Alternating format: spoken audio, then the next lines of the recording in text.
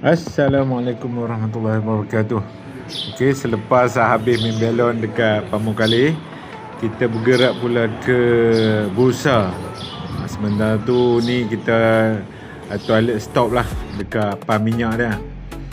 Pam minyak dia lebih kurang macam pam minyak kita jugalah. Ya.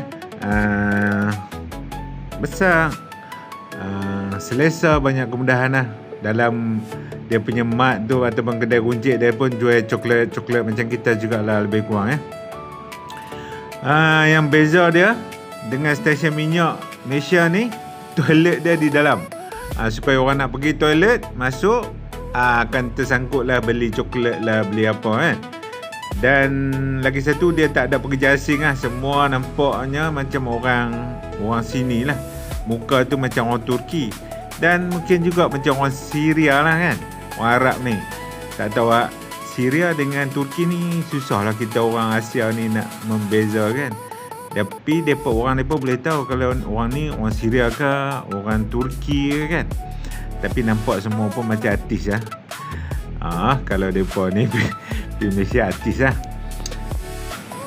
Di Bursa ni, tempat pertama yang kita singgah adalah Grand Mosque lah. Ataupun orang sini panggil Ulu Chami. Kalau kita masuk dalam masjid ni, terus suasana dia rasa berbeza daripada masjid-masjid di Malaysia lah. Pasal bila kita masuk tu ada kolam ayat pancut pula tengah-tengah dia tu kan. Dengan bunyi dia tu kira menenangkan lah. Okey, masjid ni dibina pada abad yang ke-14 lah oleh Sultan bin Yazid, salah seorang pemerintah awal lah kepada Empire Osmaniyah ni. Dan dia sangat unik lah. Inilah masjid yang besar dengan 20 kubah. Biasanya kalau kita lah tengok kot jalan tu, satu masjid tu ada satu kubah. Tapi masjid Ulu Chami ni dia ada 20 kubah. Ini pasal hasrat sultan dia lah waktu tu, nak satu masjid yang besar lah untuk rakyat dia. Dari cerita turun-temurun ataupun kepercayaan masyarakat ataupun unsur spiritual dalam tradisi sufi, huruf waw yang tuan-tuan nampak dekat situ kan, masyarakat di sini ni percaya dekat sini Nabi Khidir akan turun ataupun akan datang bersemayang dekat sini. Tapi ini tak ada adalah dalil sahih yang mengesahkan kehadiran Nabi Khidir alaihissalam ni. Jadi ini lebih kepada cerita-cerita masyarakat sajalah kan. Jadi setiap kali tu kita akan ramailah akan bersemayang dekat situ dengan harapan mungkin boleh berjumpa dengan Nabi Khidir kan. Tapi tuan-tuan kena, ini tidak ada dalil lah. Ini sekadar cerita masyarakat ataupun orang-orang tempatan sajalah. Berada di masjid Grand Mosque ni satu pengalaman yang unik lah. Dan sangat tinggi nilai kesenian dia. Selepas keluar dari masjid tu, kami berjalan pula ke kawasan bazar lama yang terletak di belakang masjid Ulu Chami ni. Kawasan bazar ni antara pusat perdagangan tertua lah di Bursa sejak zaman Osmaniyah lagi. Tempat ni menjadi tumpuan pedagang dari pelbagai wilayah yang bawa kain, sutera, rempah, barang kemas dan macam-macam dagangan lah.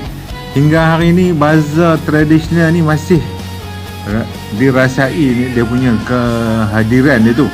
Lorong-lorong kecil yang dipenuhi kedai, aroma kopi Turki, manisan tradisional masih lagi memenuhi ruang udara market ni.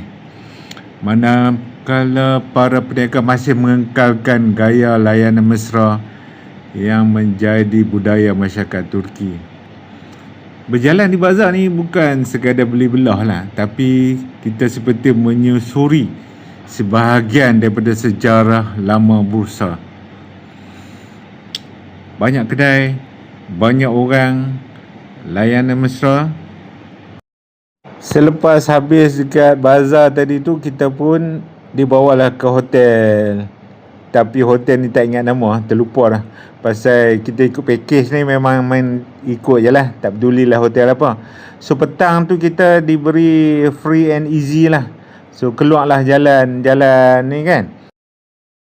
Pagi esoknya kita akan melawat Busa ni juga. Tapi sebelum ke mana-mana tu, tempat yang pertama kita singgah inilah dia, kedai Munirah. Kedai tempat menjual manisan ataupun Turkish Delight. Masuk-masuk tu dia panggil lah untuk presentation dulu, minyak wangi dia, sambil-sambil tu dia ceritalah sejarah kedai dia ni. Lepas tu yang paling bahaya sekali tu dia bagi minum ni ayak jampi ni kan, supaya siapa yang minum ni memang habis beratus lah lagi untuk beli dia punya Turkish Delight. Kedai ni semua ada lah, daripada Turkish Delight, minyak wangi, apa lagi, Nissan lebah, macam-macam lah dia, coklat, semua ada. Jadi tu jangan minum tu. Dia punya SOP dia okey, rasalah sebanyak-banyak mana nak makan, selagi larat makan. So lepas tu kalau berkenan, masuk dalam kotak. Dia akan masuk dalam kotak tu. Satu kotak tu kita akan beli tanpa perasan. Sebenarnya satu kotak tu dekat-dekat 2 kilo, which is 100 lebih, ataupun dekat-dekat RM200. Tuan-tuan beringat, kalau pergi tempat ni memang kita akan habis duit banyak. Itu apa? Apa rasa dia, Puan? Rasa naugat pistachio. Oh, betul. Untuk? Sedap, pedas. Sedap lah. Satu lagi, coklat Pistachio. Macam mana? Sedap ke tidak tu? Sedap. Ini yang suka masam manis tak manis sangat. Apa dia tu? Pramugani. Pramugani. Pada bulan 5. Macam mana? Dah rasa-rasa tu sedap ke tidak? Apa yang mana yang sedap? Pistachio yang kita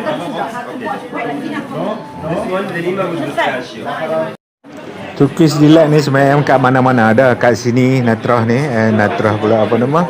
Munirah ni. Dekat Grand Bazaar ada, dekat Spice Bazaar ada. So pilih lah nak beli dekat mana. Lebih kurang je lah. Yang jualnya pasti orang dari Sumatera. Dari Sumatera, bukan macam kita juga. Dekat sini pun sama. Kebanyakan pekerja di sini ni boleh bercakap bahasa Malaysia ataupun bahasa Indonesia. Maknanya kalau kita cakap dia faham lah. Staff dia pun banyak yang Indonesia. Lepas tu mereka ni memang pandai lah, ramah tamah kan. Pandai lah bab memujuk ni. Dia tahulah orang nak pelemah orang-orang Melayu ni macam mana kan. Bagi makan banyak sikit, pakat beli seorang sebakul Jadi untuk selamat kita jangan duduk lama-lama dalam kedai ni kan. Lepas kita beli, kita keluar Kalau tidak, semua dia suruh beli dengan freeze magnet, benda-benda yang tak berkaitan dengan manisan pun dia suruh beli. Penyudahnya Munirah ni kedai yang boleh kita pergilah. Barang dia berkualiti dan juga bersih tempat dia kan. Bolehlah sampai nak pergi.